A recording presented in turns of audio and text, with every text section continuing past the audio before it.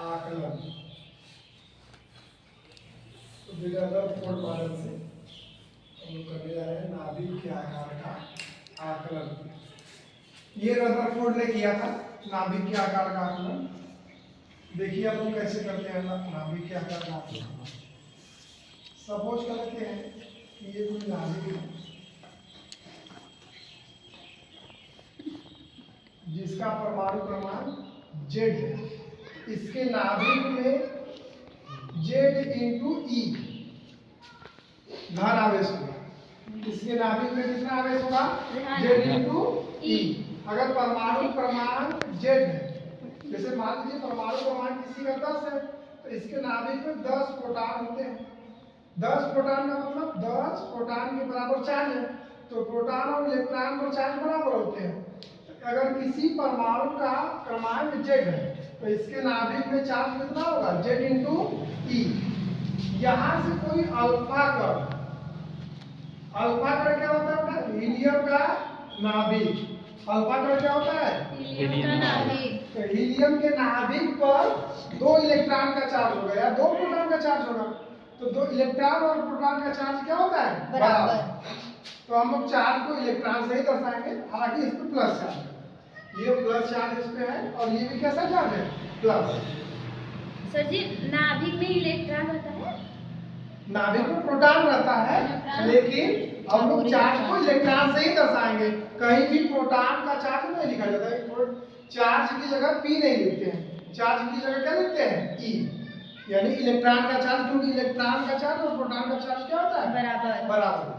मतलब सर जी रहता प्रोटॉन है, लेकिन बस खाली दिखाते हैं कि इलेक्ट्रॉन है ना।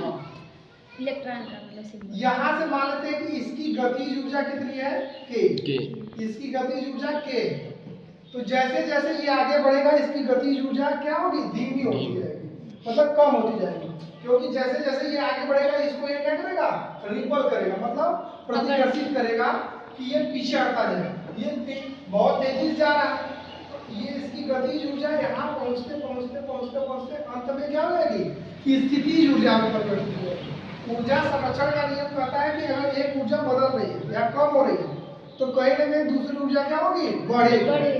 तो यहाँ से चलती हुई अल्फा कण की ऊर्जा, संपूर्ण ऊर्जा जब तक स्थितिज ऊर्जा में नहीं बदल जाती है तब तक ये गति करता रहेगा।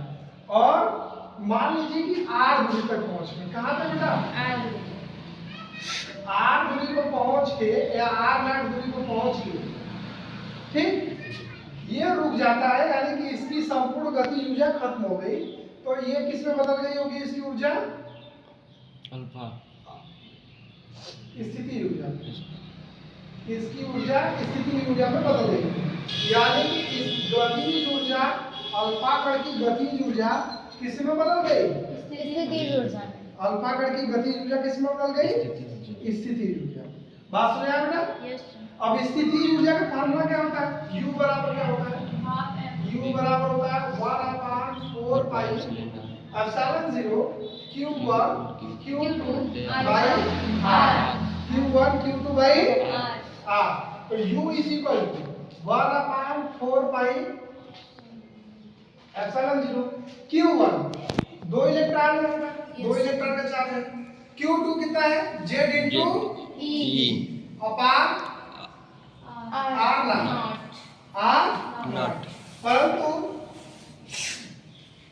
परंतु U बराबर क्या है? K। U बराबर क्या है? K। तो U की जगह K रख देते हैं। तो K इज इक्वल टू क्या हो जाएगा? 1/4 pi epsilon 0 2Z E square by R0। R0 की वैल्यू हमको फाइंड करनी है।